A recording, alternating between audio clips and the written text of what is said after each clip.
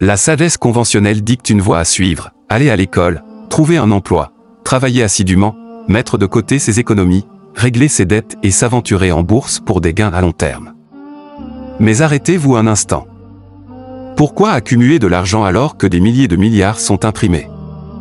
Le gouffre entre les 1% et le reste est caverneux.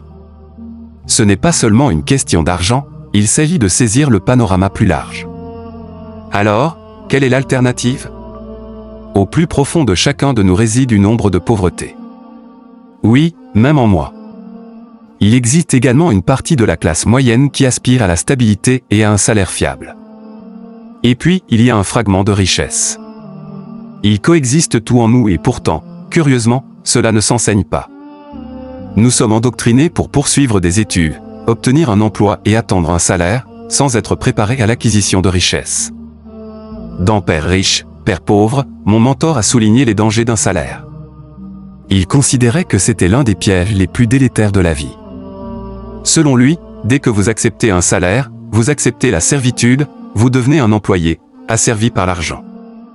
Mon père riche ne m'a jamais remis de salaire. Cette notion tourmentait mon père biologique appauvri, endetté et employé par le gouvernement. Il faut payer les gens, ont-ils insisté. Mais le point de vue de Rich Dad divergeait. Il abhorrait l'idée d'être redevable à l'argent. En tant qu'entrepreneur, si une entreprise échouait, une autre émergerait. Aucune dépendance au chèque de paie, aucune dépendance envers les autres. Si mon gouvernement me rejetait, je chercherais du réconfort ailleurs. Les entrepreneurs sont des atouts convoités, ils transcendent les frontières. L'entrepreneuriat ne concerne pas seulement les entreprises, c'est un état d'esprit, un répertoire de compétences et l'adhésion à un ensemble distinct de principes. Les petites entreprises fonctionnent selon des paradigmes différents de ceux des géants de l'entreprise. L'entrepreneuriat implique un état d'esprit distinct, un ensemble de compétences et le respect de règles uniques. Pour quelqu'un qui envisage de se lancer dans l'entrepreneuriat, je fais écho à ma propre transformation. Je me souviens très bien de mon dernier chèque de paie, un cadeau d'adieu doux amer à Porto Rico alors que je travaillais pour Xerox. Mon supérieur m'a remis un chèque de prime, d'environ 30 000 $, imposable.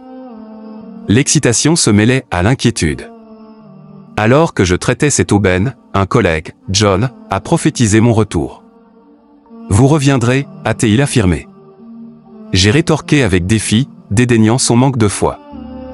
John, ayant échoué, chercha de nouveaux refuges chez Xerox. J'ai promis un sort différent. L'échec ne serait pas ma perte. Mon mentor, Rich Dad, m'a inculqué la détermination de faire face aux sécheresses financières. L'adversité engendre l'ingéniosité, la résilience et le caractère. C'est un test décisif d'intégrité. Allez-vous succomber à la tromperie et au vol, ou devenir un individu meilleur? C'est le cœur de l'entrepreneuriat. Il révèle votre essence lorsque vous êtes dépouillé de vos biens matériels. Considérez toujours la toile de fond plus large. Au milieu de la tourmente se trouvent des opportunités. Mais la préparation est primordiale. Supposer que les 2 prochaines décennies soient le reflet des précédentes est une folie, l'adaptation est la clé. Lors de l'achat de lait, nous scrutons la date de péremption. Mais à quelle fréquence évaluons-nous notre expiration mentale? Au lieu d'échapper à la dette, je l'ai acceptée.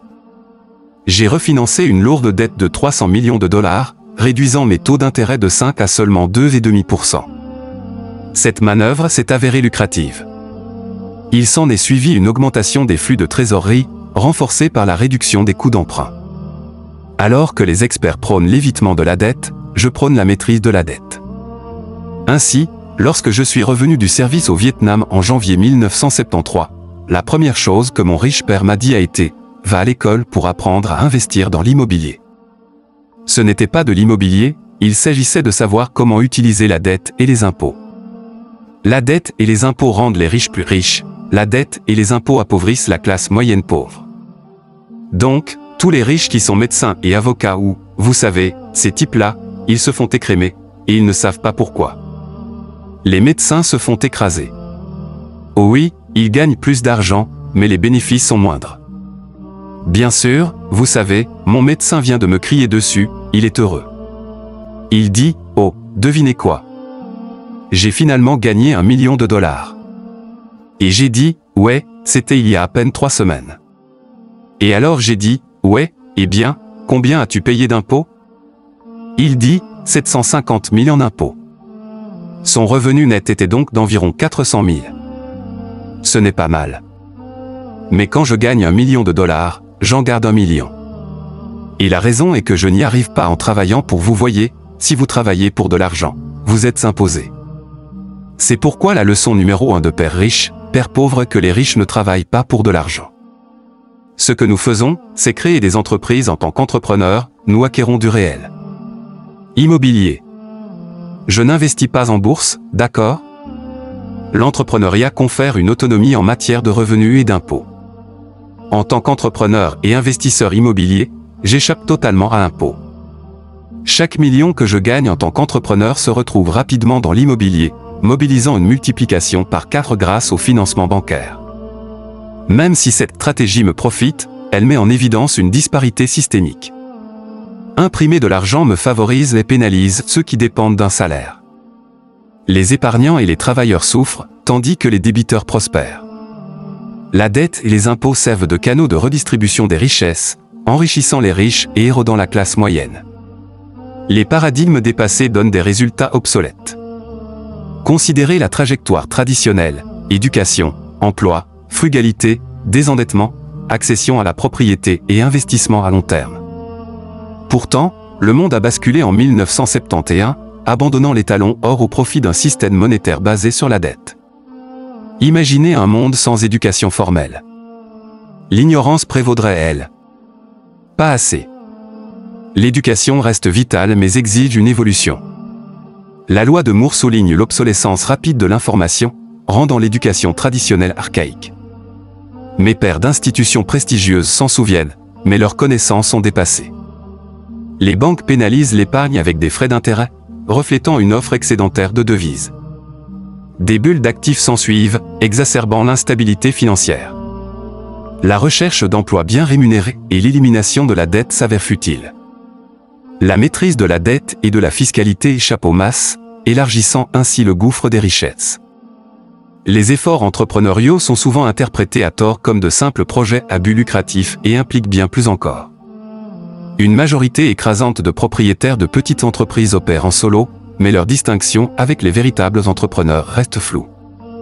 Le travail indépendant, souvent confondu avec l'entrepreneuriat, supporte le poids de la fiscalité. Contrairement à la croyance populaire, aucune économie n'est intrinsèquement mauvaise. Les forces économiques externes coexistent avec notre économie interne, façonnée par l'action individuelle. Même si je reste indifférent aux fluctuations économiques, ceux qui vivent dans la pauvreté ou dans une prospérité moyenne ne perçoivent que l'adversité. Les riches manœuvrent habilement à travers les paysages économiques, transcendant les limites. Pour un entrepreneur, la perte d'un emploi a peu de poids, car il opère en dehors des limites de l'emploi traditionnel. Les enseignements de Buckminster Fuller résonnent profondément. Chaque scénario présente de multiples facettes, au moins 2, pour être précis. Une perception de ralentissement économique découle de conflits économiques personnels. À l'inverse, l'accent mis sur la sécurité de l'emploi favorise une perception de pénurie d'emploi. C'est une dichotomie entre l'action personnelle et les circonstances extérieures. Les véritables entrepreneurs disposent d'un lieu de contrôle interne. L'adversité devient un tremplin pour la croissance et non un piège. Alors que l'individu moyen cherche du réconfort dans les médicaments ou déplore les faux pas du passé, les véritables entrepreneurs considèrent l'échec comme une opportunité d'apprentissage. Les erreurs sont certes importantes, mais elles servent de tremplin vers un éventuel succès.